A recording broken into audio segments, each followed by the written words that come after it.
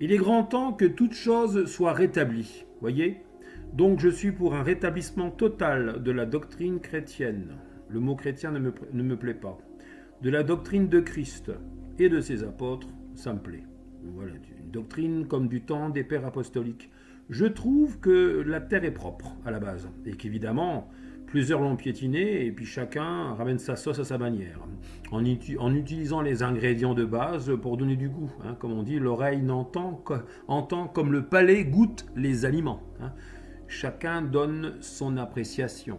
Mais au-delà même du goût et de l'apparence des choses, vous voyez mes amis, il faut vérifier à la base. Relisons, revérifions, faisons une nouvelle recherche sur ce personnage central qui est le Christ. Qui il était, sur ce qu'il a dit, sur ce qu'il était, sur ce qu'il a fait. Voilà. Parce qu'on a joué avec lui. Le monde a joué, s'est servi de son nom. On s'est servi de Jésus-Christ, déjà rien que dans les Larousse. Quand j'allais à l'école, on m'avait offert en fin d'année un dictionnaire. La première partie, les mots, quels sont les mots qui n'ont pas de signification, et avec leur définition. Et au-delà, il y avait donc cette zone rose, rouge, là, vous voyez, et au-delà de cela, il y avait les personnages, les tableaux, et tout ce qui existait. Avant, après, Jésus-Christ, avant Jésus-Christ, après Jésus-Christ, avant Jésus-Christ, après Jésus-Christ. Je me suis dit, mais je vais faire le comptage.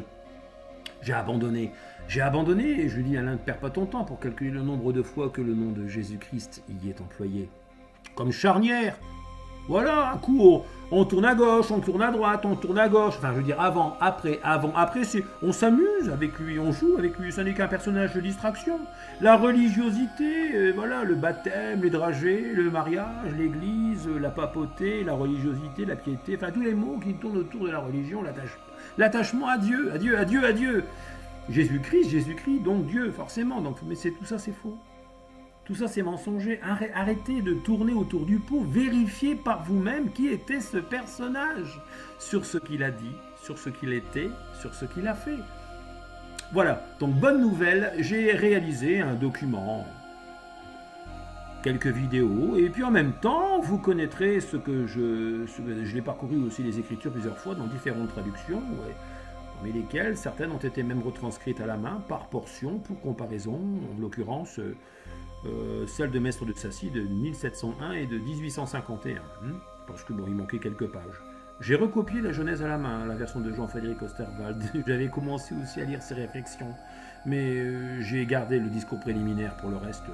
Ça va aller. Donc je pense avoir une certaine connaissance de ce que contient les Écritures pour pouvoir me permettre d'établir ce document. Voilà. Donc c'est une façon de remettre d'aplomb ce qui est parti de travers. J'aimerais bien que toutes les assemblées, quelles que soient les assemblées chrétiennes, catholiques, protestantes, interdénominationnelles, puissent lire ce document afin qu'elles puissent elles-mêmes en juger. Et puis voilà, chacun donne son avis là-dessus. C'est très important, l'heure est grave. Parce que les vents violents vont arriver sur la terre. Et il nous faut tous, l'idéal c'est que nous ayons tous les pieds posés comme sur quelque chose de solide, comme sur un rocher, voyez-vous.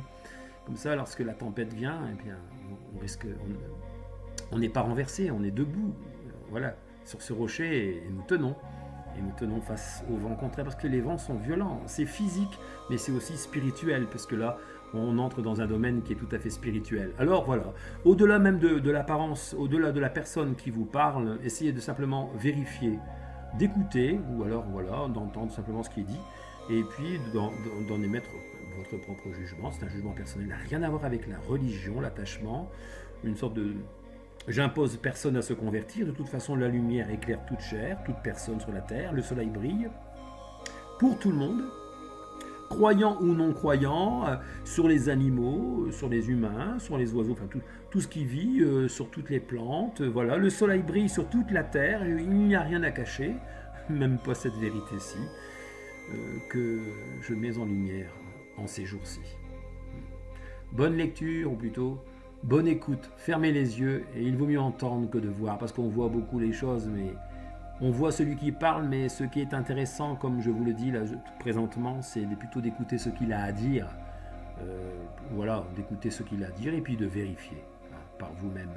Parce que l'apparence est trompeuse, l'apparence disparaît, on peut porter n'importe quel jugement à l'égard des personnes qui parlent.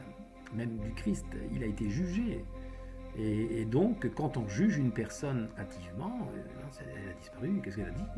J'aimerais bien savoir ce qu'elle a enseigné. Puis en plus, il s'est passé des choses extraordinaires venant d'elle. Il ne faut surtout pas que vous omettiez ces choses. Vérifiez par vous-même ce qui a été dit, ce qui a été enseigné. N'écoutez pas ce que le monde veut vous faire entendre de la religion. La religion, c'est un voile opaque, qui est tellement épais d'ailleurs qu'on ne peut pas voir ce qui se passe à travers. On ne peut pas aller de l'autre côté parce qu'il vous en empêche. En vérité, les choses de Dieu sont tellement simples. Ce sont que quelques mots à mettre en pratique et un cœur et un regard à tourner dans la bonne direction. Voilà, je vous conduis dans cette bonne direction. Je pense avoir été bien éclairé pour pouvoir me permettre de vous partager ce que j'ai réalisé dans ce que j'appelle Vérité sans confusion et seconde partie du document, fixé sur le bois. Bonne lecture et bonne écoute à tous.